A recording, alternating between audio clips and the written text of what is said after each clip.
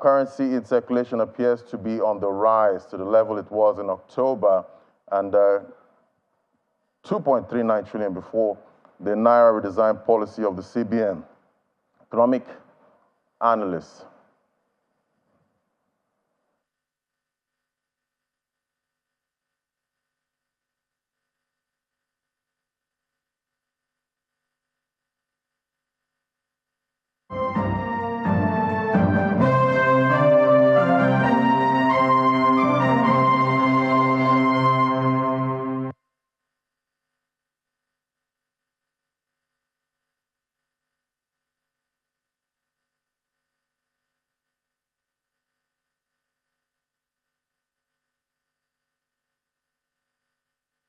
And it's November 20th, 2023, 10 a.m. right here in Lagos, Nigeria. The first one for the week. Good morning, good evening, wherever in the world you might be watching from. It's Business Morning coming to you live from Channels HQ right here in Lagos. Let's get to the top stories that set your agenda. Well, today was supposed to be the start of a two-day rate-setting meeting of the central bank, but reports from Bloomberg show the Nigerian Central Bank has postponed the meeting for a second time since Governor Olayemi Cardoso was nominated to the post in September.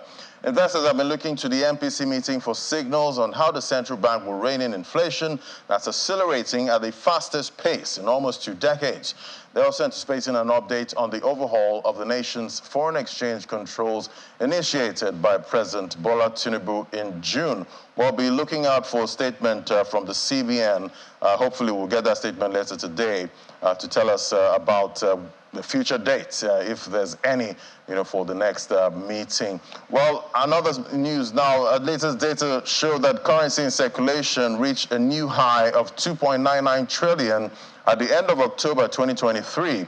This represents an 8%, about 230 billion naira increase from 2.76 trillion recorded in the previous month, and an increase of 1.6 trillion from 1.39 trillion naira recorded at the beginning of 2023.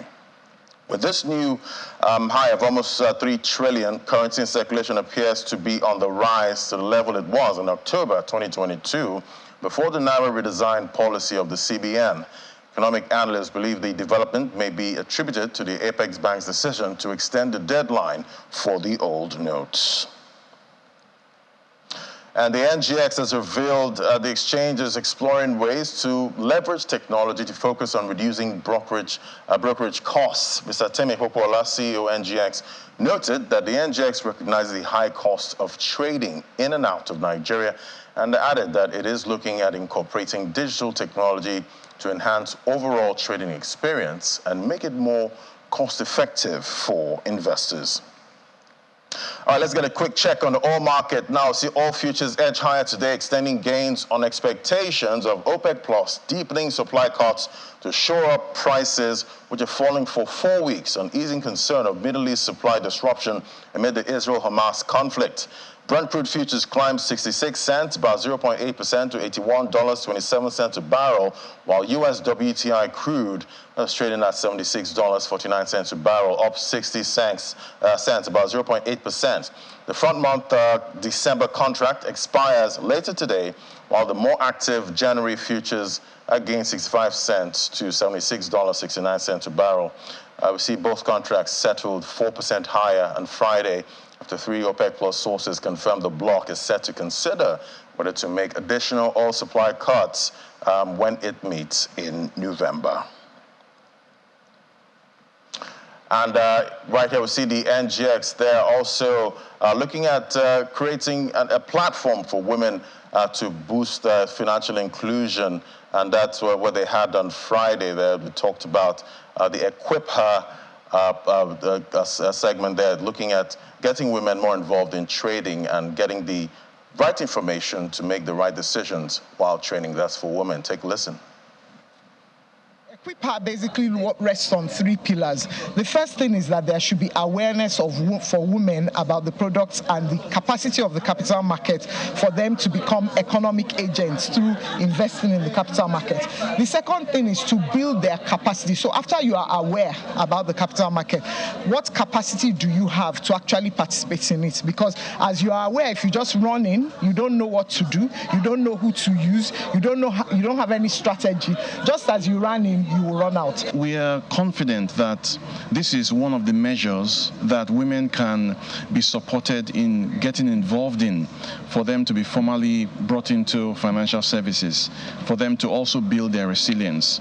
Now, typically, when we look at financial inclusion for low-income women and women-led MSMEs, we always think about the usual solutions like savings, credit, insurance, payments, pensions, but there is one particular aspect which needs to receive more attention, and Equip Her by NGX Reg Co enables that focus on investing to be emphasized on, and we are very supportive of this initiative, because if we have more low-income women and women-led MSMEs able to invest in the stock market easily and at the right time, we are sure their resilience will be built and they can grow their wealth. And today is Africa Industrialization Day 2023, and the theme this year is accelerating Africa's industrialization through the empowerment of African women in processing for an integrated market. The theme focuses on the critical role of women-led enterprises in driving Africa's industrialization through processing and value addition, as well as the integration of African markets under the Africa Continental Free Trade Area. Joining us now to discuss is Comrade Issa Aremu, Director General of the Michael Imudu National Institute for Labor Studies. Joining me via Zoom. Great to have you on the show. Good morning, sir. And happy International Men's Day. Yeah, same to you and to all our viewers through you. Thank you so much.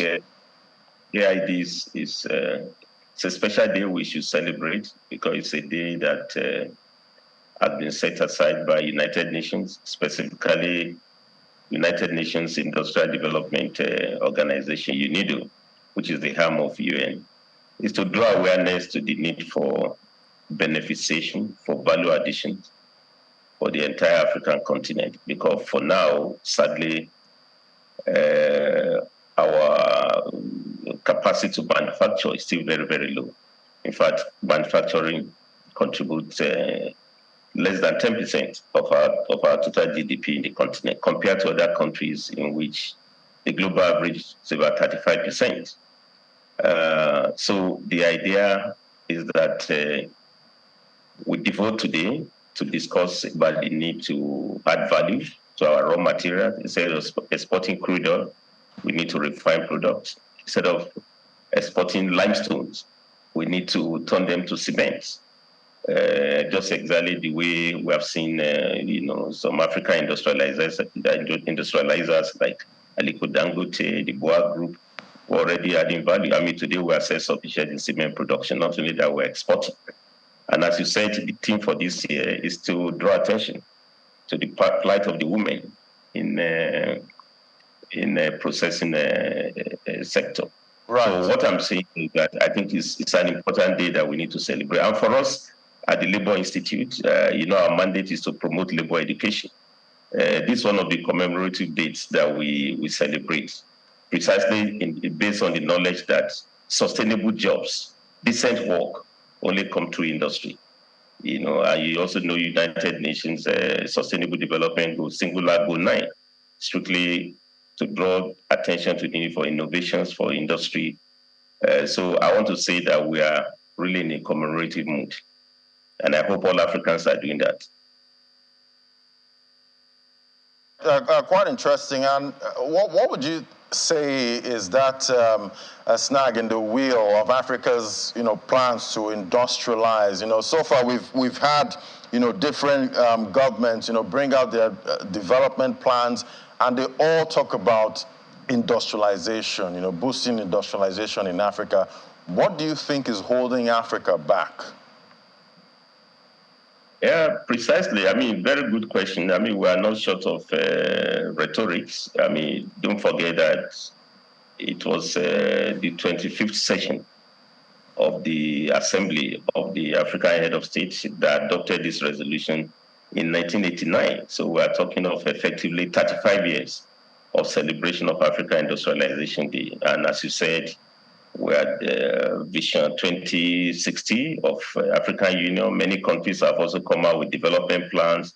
I think Nigeria is currently running national development plan from 2021 to 2025. We also benchmark some targets on how to promote industrialization, but there's a gap between rhetoric and reality. All we need to do is that we need to address the fundamentals.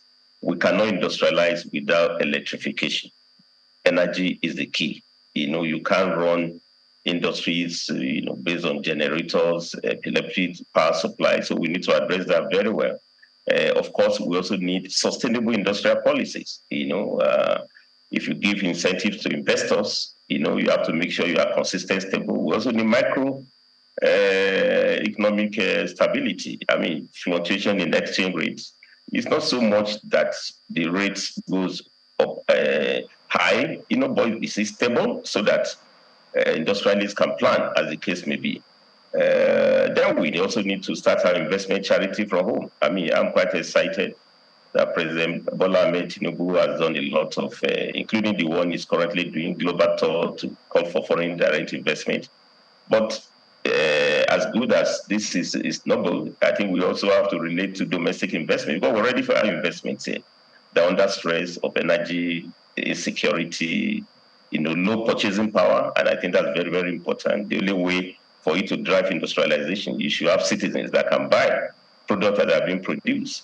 And they can only do so if they have the purchasing power, effective demand. So there's a link between good pay for the working people and industrialization. It's good economics to pay your workers very well so that they can buy the goods. Otherwise, they will buy second-hand goods, which we just fuel imports of dubious goods. So all we need to do is to refocus, and there are opportunities for that, as many as possible. I mean, I've been following the debates going on over the issue of, Prado for big cars for the legislators. And it's also good economics, if you ask me. Let's assemble those products at home. Why can't we have Toyota Nigeria, BMW Nigeria? Luxury goods, yes, then there will be luxury industry. Employ workers to work, right, as the case may be. So the good news is that, as I've said, there are private investors in Nigeria who have done very well. I mean, look at the big investment of Aliko Dangote, talking of 650,000, capacity refineries coming on board, employing, direct jobs of almost over 10,000 workers, indirect jobs of 100,000, and of course, with huge turnover, potential turnover of billions of dollars. I think this is the way to go. We have to add value, beneficiate. Oil and gas, they are not costs. They can't be costs for us. What we need to do is to diversify. There are a lot of derivatives in this sector, and this is what we should do. And this is what Nigeria used to do in the 70s and 80s. When we were one of the promising, highly industrializing countries in Africa, even ahead of Malaysia, in India, but now they have left us behind. But I'm happy that with the Renew Hope agenda of the president, I think economic growth and development, by implication, industrialization is one of the 8-point agenda. Right. And all we need to do is grab this together. And talking about being left behind at this time, we've had a pandemic, a recession, the war in Ukraine, and now there's the Israel, Hamas conflict. And some African countries are heavily indebted, at this time. Is there a risk that time is running out for Africa to industrialize? No, time cannot run out for us. In fact, this is the best time, because we have all the privilege to skip, the stages of industrialization. We have arrived at the right time. We have technology. The world is talking of Industry 4.0. So we don't need to go to Industry 2.0. We don't need to go through the crude first industrialization. We're driven by labor-intensive, precarious jobs. Now we have what it takes to really beneficiate very well And to do so means that we just have to refocus ourselves. Industry generates just about $700 of total GDP per capita in Africa, compared to Latin America, about $2,500, per of GDP per capita. Of course, Southeast Asia is about $5,000. So all we need to do is to refocus. And the way to do so, if you ask me, we must return to development planning. Saudi just assembled African leaders now. Saudi African Summit, China did its own, and Russia also did before. But those countries are engaging with us based on their development plan. Saudi is talking of 2030 development plan. Where is our plan? Of course, we have it on paper. We should also engage the world with that. And the solution will be, let's beneficiate. We have to strengthen the Ministry of Industry, very, very important, and innovation. We have to have sustainable industrial policies. We have to strengthen institutions like Bank of Industries. In the case of Nigeria, I'm talking of, so that financing will not be a problem. So that manufacturers can source resources at cheaper rates that will impact on the cost of production in a way so that we can be competitive. And luckily, we have arrived at the right time, where we just launched a huge African continental trade agreement. I think you refer to that. We're talking of $3 trillion, dollar market. That's China plus. So all we need to do is to make sure we don't recycle imported goods. We should import substitute. Whether you do import substitution or export-led industrialization, industry is industry. Add value, beneficiate, have sustainable jobs. Decent job. Decent job can only come from industry. Not this informalization, platform works in which you have glorified slaves who do not acquire skills. You have to make sure that we do so, and that requires all the stakeholders to work together. I'm also happy Nigeria is ambitious. I have President Bola Ahmed Tinubu talking of the vision of a $1 trillion budget, in $1 trillion budget in 2 years' time. But what we need to ask is that what should drive that? What should drive it should not be export of crude oil, export of gas. What should drive them is export of manufactured goods produced in Nigeria, made in Africa. That's what other countries are doing. Made in India, made in Brazil. Anytime they engage with us is to make sure we buy their products. What we need to also look inward. And that requires our conversation. Politics should be around production, about beneficiation, about how to add value. And luckily, Nigeria has the industrial capacity. We used to have industrial estates. Ilupeju there in Lagos, the entire Ikeja was designed as an industrial estate. It wasn't meant to be seat of governance. You have Transamadi in Port Harcourt, you have Bompai industrial estate in Kano, you have Nasarawa, Kakuri that used to host huge textile industries. But most of them have gone under now due to inconsistent policy, energy crisis, smuggling of products that are produced locally. So I think what we need to do is to take advantage of the new African Continental Trade Agreement. Africa has just arrived at the right time. Those who were ahead of before, they left us behind. So we can't be, we have no reason for complacency. And that's why today is very critical to raise awareness. And I want to thank channels for raising the scale of the conversation. We can't be lamenting. We need to organize instead of agonizing to get our people out of poverty. And the key out of poverty is beneficiation, value addition, production, industrialization. Yeah, so that hopefully the industrial areas can go back, to the industries and producers and not be, overrun by businesses and sometimes, churches taking all of those spaces. We have turned industrial parks to, better entertainment centers, to houses of worship. No. Yeah, that's a change. The key to worship is to walk. Right. Walking is an act of worship.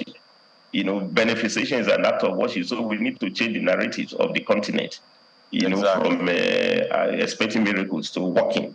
Only God helps those who help themselves. And we can only be helped if we do what other countries are doing to make sure that we turn these huge, abundant natural resources, agricultural products, process them, add value. And as the theme this year goes, this place to employ women in particular, who constitute more than half of the population of the continent.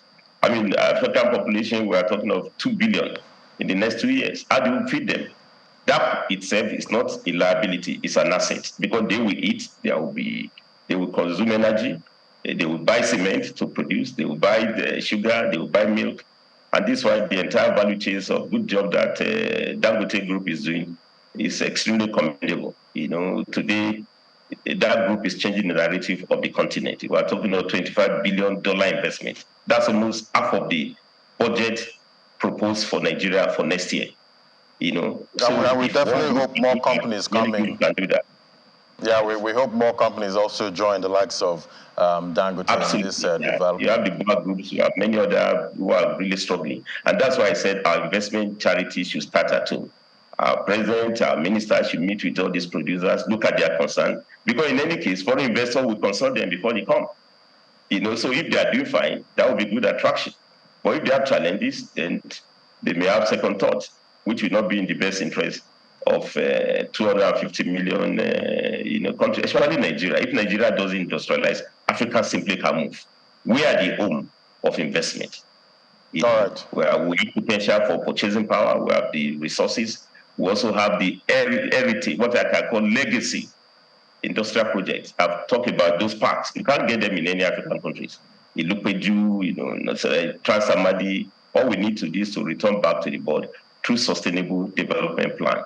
Well said, Comrade Issa Aremu. Thank you so much for coming on the show. DG Michael Imodu, National Institute for Labor Studies. Thank you for sharing your Monday with us. It's a pleasure. Thank you so much. Happy AID. Happy AID. All right, still to come. We'll look at closing the infrastructure gap in Nigeria. That's our next conversation. Let's look at what other technologies are out there to close this gap. Do stay with us.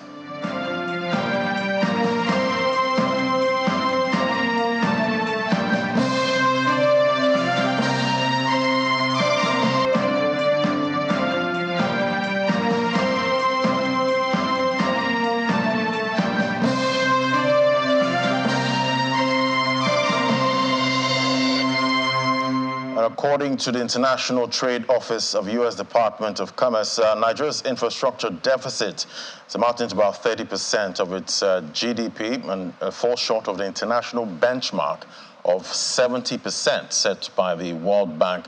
Let's get a sense of other ways to close this gap. Joining us now is Mr. Bidemi Agwo, President, Nigerian Tunneling Association, joining me right here in the studio. Great to have you. Good morning.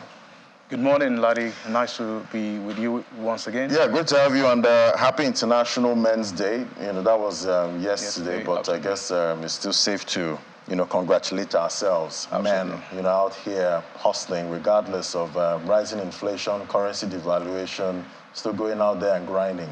Absolutely. We've got no choice, have we? Exactly. Yeah. All right, so we've spoken about tunneling on this show. Absolutely. Before we had you discussed it with us, and the prospects and benefits, of making use of our underground space at this time. Since the last time we had this conversation, has there been any headway so far? Are we seeing signs or signs of body language of the government actually looking at underground space? So it's interesting that you've said that, and anything that has to do with critical infrastructure is not something, it won't happen instantaneously, it's a process.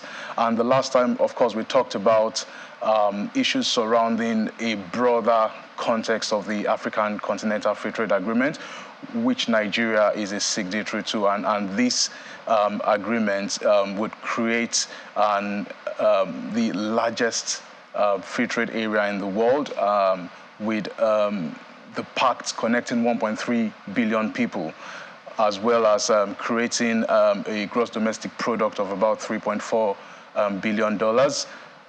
The pact, when realized, will alleviate 30 million Africans from extreme poverty. This would definitely signal an intentional interest to government. Any government will be interested in this. But of course, there will be challenges, and some of the challenges that some of the challenges that are faced would be the fact that there are no policy reforms, and also the fact that trade facilitations need to be developed, and this would be backed by key strategic development of infrastructure. Now, the African Union has initiated, I think, 7 or 8 major superhighways across the continent, and some of them are different phases of completion. An example is the Lagos-Abidjan superhighway, which also has an element of tunnel composition in it, which adds to the value proposition.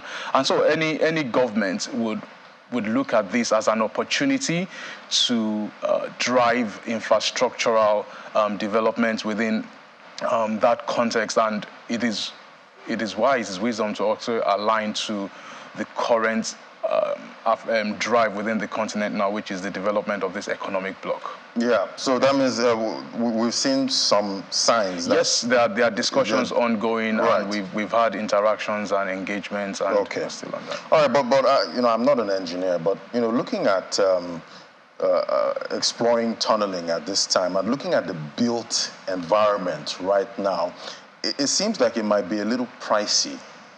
Considering that at this time, African governments are dealing with high debt levels, and especially in Nigeria here. Talk to me about affordability. Now, can the government afford tunneling at this time? So the question is, can the government afford not to? There's a cost for not taking action, and that is one of the areas where we haven't actually, we've not been very, very clear on. When we do not take actions, there are consequences, and the consequences are deteriorating environments, unhabitable cities, cities that are not resilient. And for us to build resilience in our cities, there are certain adaptations that will be required, and tunneling underground space plays a critical part of this. And so, back to your question, from a cost point of view, the developing tunneling underground spaces is not about the 5 years or the 6 years or the 7 years of the lifespan of constructing that project.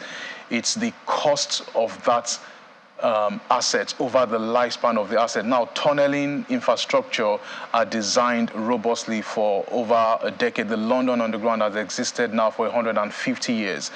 And any superstructure you would build would not have that longevity. And so there's a cost benefit to developing underground space infrastructure, and the costs should actually be looked at directly over the lifespan of that infrastructure. And as well as, there are costs for the environmental indirect impact that tunneling brings. So it reduces congestion in places. Look, can you imagine how much reduction it would be in terms of the revenue that government would have to spend on health if the adverse traffic situations we face in our cities reduce quite drastically, if we're able to scale the blue line to a significant point where the ridership is mirroring that which we have in London, 3.2 million on a daily basis. How many vehicles are we going to be able to take off the road in that instance? So there's significant benefits to this. Yeah, definitely. But let's look at awareness, right now. What kind of awareness drive, is your association, pushing at this time to make this a reality? So we've just concluded the 4th Nigerian Tunneling and Underground Space Conference, and it was really very inspiring. The key part of the strategy of our organization is awareness, education, and capacity development. There's quite a lot of awareness required to get us to where we need to be. And we have, in the time past, engaged with different arms of government, with the National Assembly, where we worked with the Land Transport Committee in adopting tunneling and underground spaces as part of the Land Transport Act. We've worked with the federal ministries of transportation, the ministries of works and power and water resources at different times. And we still continue to work with them to build this consensus. And we're also doing the same with some of the sub-nationals. Lagos State, as an example, Lagos State was well represented at our last conference here in Lagos, and there are discussions ongoing for us to see how we could leverage this unique proposition for the benefit of the people that live in our cities. And, you know, for a country like Nigeria that's still struggling with power supply, you know, how does this impact, you know, taking advantage of the underground space, you know, at this time? Because I believe, you know, if you're taking advantage of those spaces, you definitely need light. Absolutely. You know, under there. So how does it impact? So it's interesting you said that. There's a current project I'm actually also part delivering in the United Kingdom. It's the London Power Tunnel, and it's basically the United Kingdom building a subterranean corridor to house the distribution network. So tunneling is actually part of the solution that would enable us have 24 hours electricity, because one of the major problems we have in Nigeria is also evacuation. How do we evacuate the power we generate, though the power we generate isn't also as significant as we need to have, but there's that gap in terms of infrastructure, and tunneling plays a key strategic role in enabling evacuation of power generation, and it's part of the solution. It's not part of the problem, and we can always work with other key stakeholders. And one of the key things we promote is the multidisciplinary aspect to the development of or the integration of tunneling and underground spaces within our cities, in that it's not an engineering endeavor. We need to sit down together with planners, with geologists, with economists, with legal practitioners. Everyone has a role to play in the sustainable integration of tunneling and underground spaces within our cities. And at the pace, you know, we're going with at this time, you know, towards tunneling, where do you see us actually achieving this? At what time frame? You know, say next 5 or 10 years or sooner? So to be fair, I believe the current government has shown quite a lot of ambition and courage, and that is what is required for us to be able to adopt such concept and context. And it would be difficult for me to place a time to it, but I think what we really want to concentrate now is the development of capacity in the country. And that's not just capacity from the decision-making point of view, but also from the grassroots. We've had sessions where we've also gone to universities to encourage students to start looking at opportunities for them to start thinking about their cities in a way where underground space use plays a key strategic part of the cities that they see in the future.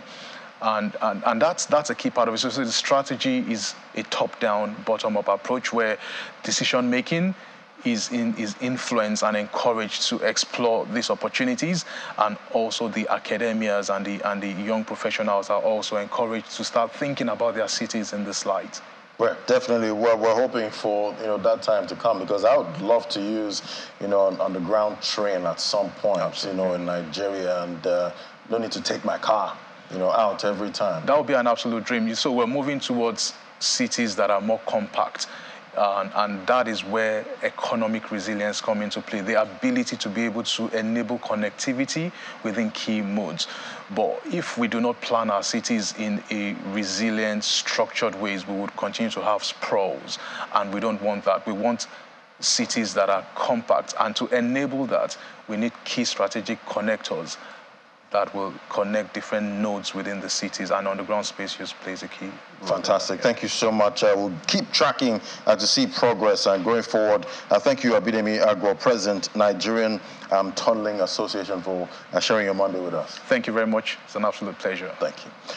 All right, we'll take a breather now. When we come back, we'll head to the markets, and we also have updates from Berlin, right there at the G20 Africa conference. That's in a moment. Just stay with us.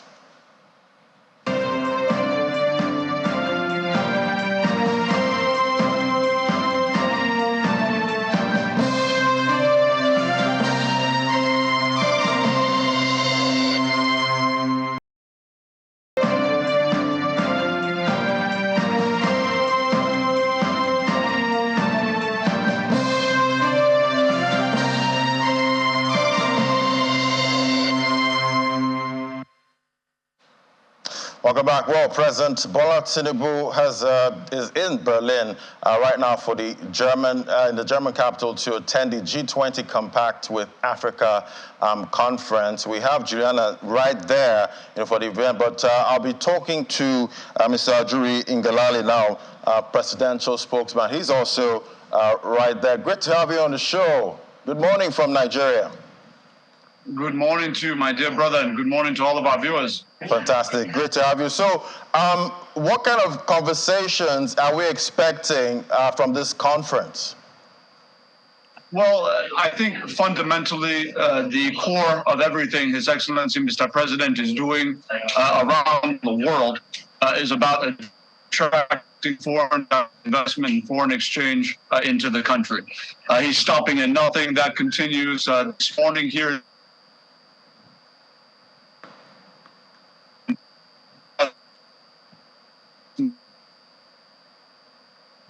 Yeah, definitely. The of the Nigerian need. He discussed hydrogen development. He discussed gas development. He discussed the reform of the financial system of the country. He discussed the ease of doing business reforms that are deepening under his leadership. He discussed the fact that he is personally conducting an open door policy to investors from around the world, including here in Germany, to ensure that they have direct access to all of the regulators and government officials that will further enhance the environment in which foreign direct investment would be coming into the country. The president has said that unlike maybe what has been obtained in the past, that we are at a point now with the implementation of the African Continental Free Trade Agreement, that we should not merely be dealing with stereotypes and false past notions about what doing business in Africa and Nigeria is, that we should now deal pragmatically with the leadership in these countries, particularly Nigeria, in unlocking whatever it is that's locked, in crushing whatever bottlenecks exist, to ensure that that money comes in and that money can freely go out as needed by the investors. He's given those assurances this morning with a very clear focus and a clear message, and it's been very well received. Right. Talking about the assurances given at this time, when your funds come in, you can actually take it out easily. Do you think the German investors will bite on investing in Nigeria? I think I have a very concrete answer to that question with reality of what is happening tomorrow. It should answer your question to say that we have several top CEOs of major conglomerates across German industry, across sectors, that have invited His Excellency, Mr. President, to essentially chair a Nigerian-German business investor roundtable tomorrow. That is happening tomorrow. That is an exclusive invitation for the Nigerian president. It's not something that's being extended to everybody that is here. That speaks to the extent to which the investment community around the world, and especially in Germany, have received the president's message and understand that this is a president who happens to be a business person who knows where the shoe pinches the foot, and people know that he has shown the political will during his time as governor of Lagos to totally shake up systems to enable investment and to enable wealth and job creation, to expand the revenue bases of the jurisdictions in which he has governed. That is no different now as President of the Federal Republic of Nigeria, and we're looking forward to bringing those reports to you and to the rest of the nation tomorrow following that investment roundtable. And that will be after a one-on-one bilateral meeting which will be taking place shortly between President Bola Tinubu and German Chancellor Olaf Scholz. Yeah, we'll definitely be looking forward to those conversations. Thank you so much for joining Mr. Ajuri Ngelale, presidential spokesman right there in Berlin. Thank you so much. My pleasure. Thank you. God bless you. And talking about attracting investment, we have Will here to give us details from the markets. Fixed income, and the local boss right here. Great to have you. Ladi, good morning. Morning. I was just interested in talking to Ajuri Ngelale there in Berlin, and I'm just wondering, the President Bola Tinubu has been to many summits since he's, was sworn in as president. He's been quite busy. He's been quite busy with that. We're just hoping to see the fruits of all these meetings? You know, it's one thing to attend a meeting and try to woo investors, another to get the investors to actually bite and take, and we've seen fish. analysts and experts here talk about, arranging the ground, sorting out the ground issues, before, wooing investors. But I guess definitely we're hoping investors bite. Definitely, we hope. But because we see the FX reserve declining for the second week this time, that's dropping. The gross reserves decreased by $65.56 million week on week to close at $33.3 billion. That's at November the 16th. Now, meanwhile, Naira depreciated at NAFEM, closed at 791 Naira, 75 kobo to a dollar. That's the Nigerian Autonomous Foreign Exchange Markets. It's quite volatile there right now. So look at Forex trading activity at the exchange. However, it closed positive last week. We see total turnover increasing by 16.92% to $792.98 million. Now, for the breakdown, we're seeing that at the spot market, we're seeing that uptick 20.34% to $787.75 million. Derivatives market, however, we see transactions dropping there by 77.87% to close at $5.23 million. Now let's look at how the fixed income market performed. It was quite bearish. Yields are still trending up in that space, and then we'll be seeing that. We'll wonder if that trend will persist, but we'll bring in Ladi Bello, is fixed income dealer with Access Bank, to give us more insights. Good morning, Ladi. It's good to have you on the program. Hi, good morning. Well, thank you for having me. Ladi, we are talking about FX, we're talking about issues, investments, but, the monetary policy that drives interest rates is yet to be decided. It's quite uncertain at the moment because we're getting news, speculations, that the Central Bank of Nigeria is not going to hold the scheduled MPC meeting this week, especially with no board being constituted. But what will be the impact of this, Ladi? We just want to know, what impact would it have on the markets, on investors eyeing this interest rate to be possibly coming to Nigeria to invest? Thank you, Will, for that question. So what we've seen of recent is a hike in yields across board. We've seen on the bond space, we've seen yields trend up to as high as 18% on the 30-year reopening. That's the 2053 maturity. As a result, market participants have shown a bit more willingness to participate in this space, given the elevated yields. But given the lack of direction from the CBN at the moment, I believe we're going to see a little bit more cautious trading in terms of the way in which local participants enter the market in picking up the yields at these levels. The lack of MPC, or the MPC not holding again this week, signifies some sort of information gaps. Clearly, there's something that needs to be corrected or fixed within the CBN before they present themselves to the public. And until then, we expect to see market participants approaching the market with a bit more cautiousness, especially in the secondary markets where they're seeing yields at 18%, which is our own historical high. We've not seen yields at these elevated levels in the market before. Quite interesting to see how we're going to be tracking this and seeing how it will play out for us. But yield, can you tell us what the yield direction will be for fixed income space? We're seeing some form of bearish sentiments in the bond markets, a bit of bullish sentiments returning to the treasury bills market. But how did it fare last week, and what should we expect this week? So at the auction, when you compare the November auction vis-a-vis what happened last month, we've seen at least 100% hike in rates across the on-the-run and also the benchmark bonds. In the treasury bill space as well, we've seen the markets trade as high as 16.75%, which represents a yield of just above 20% in our secondary markets. And we see a bit more headroom for these yields to increase. Without the direction from the CBN, it's going to be very difficult to get the local participants and also the offshore participants to play in our market because the direction is simply not clear. We believe that there's still a bit more room for yields to go up. How high, we don't know. But at these 18% levels on the bond space, it represents another entry level for some of the real money guys, such as the pension funds and the insurance companies, to deploy some of their idle funds into the secondary market.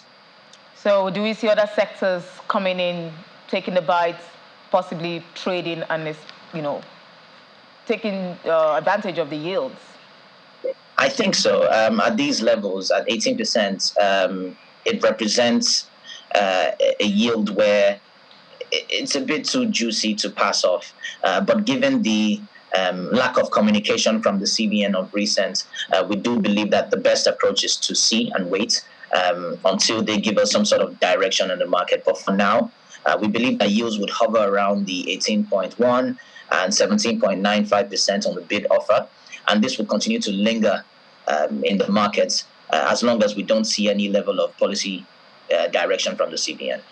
Thank you so much, Ladi Bello, fixed income dealer, Access Bank. We do hope this central bank makes a very firm policy direction, gives a very firm policy direction so that investors, traders and investors can know what to do in the market and, possibly set, the direction for the economy to also roll. Thank you so much, Ladi Bello, for joining us on Business Morning. Thank you. So we're seeing, you hear what he's saying, it's kind of uncertainty ruling in the markets right now, Ladi. We don't know where it's going. This is the second time we ought to have this MPC meeting, but now it's been possibly cancelled. Possibly, we're still expecting an official statement from the CBN, about this postponement, because definitely I was preparing, to have the analysis, for the first one under the new leadership of the CBN. I was actually waiting as well, to see what Cardoso has for us, but right now... But I'm sure he has a raise coming for us. Thank you so much, Will, for the update.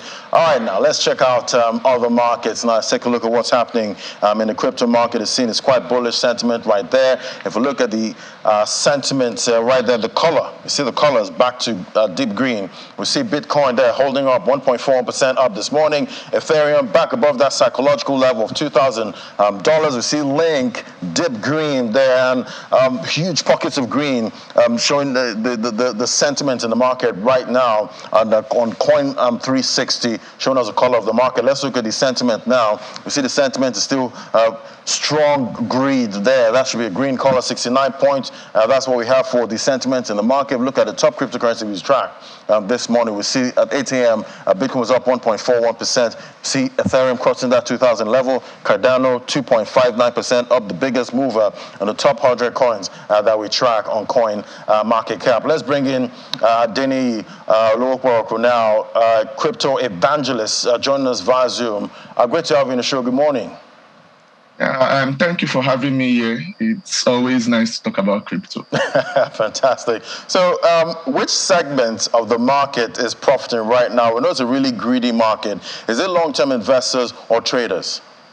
I would say is long-term investors, because if you look at the price of Bitcoin, we've seen a rise in the past 1 month from around 20-something thousand-ish to like 30,000-ish.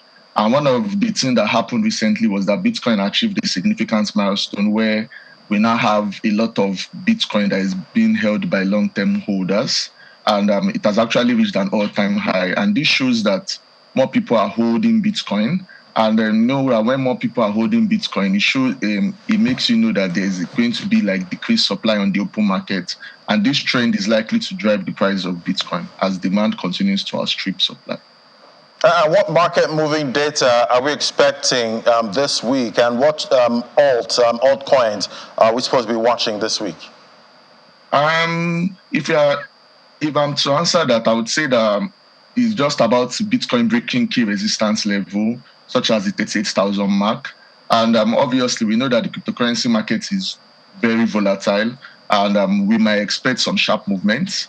And beyond Bitcoin, some of the coins that I'm watching is obviously Solana, which has rebounded strongly in recent weeks and is showing like signs of productivity and is looking at a positive trend. And we also have Cardano and Chainlink, which are other altcoins that have experienced similar uptrends.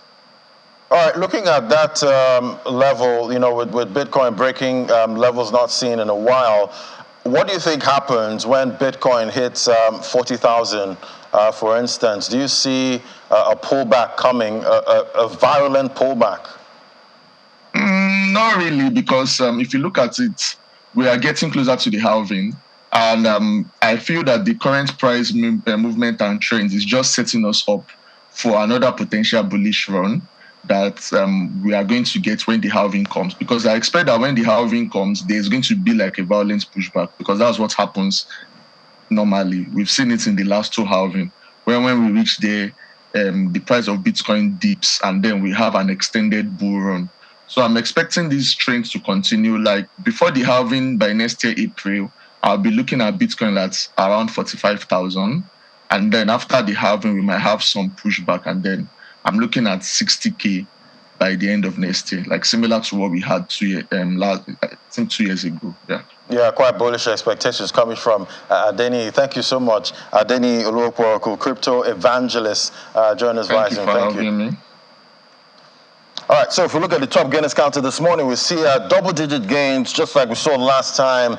Synthetics there, $3.59, big 22% jump. We see Near Protocol, that jumped early this morning, $2.04, up 14.91%. We also see Arweave on that counter there, $8.99, about $9 at this point, up 12.60%. And we see for the metaverse play, Gala Network there, 2 cents, up 12.04%. Let's look at the top losers this morning. We see Render token there, $3.30. It's down about 4.19%. We're seeing single-digit losses this morning. FTT, that's $3.39, down about 1.33%. So that's how the market is looking today. Talk about the crypto market. Still quite greedy this morning, and that's how the markets are looking today. Even right here on our local bourse, we're still expecting some bullish sentiment this week, even though some analysts say it might be mixed sentiment.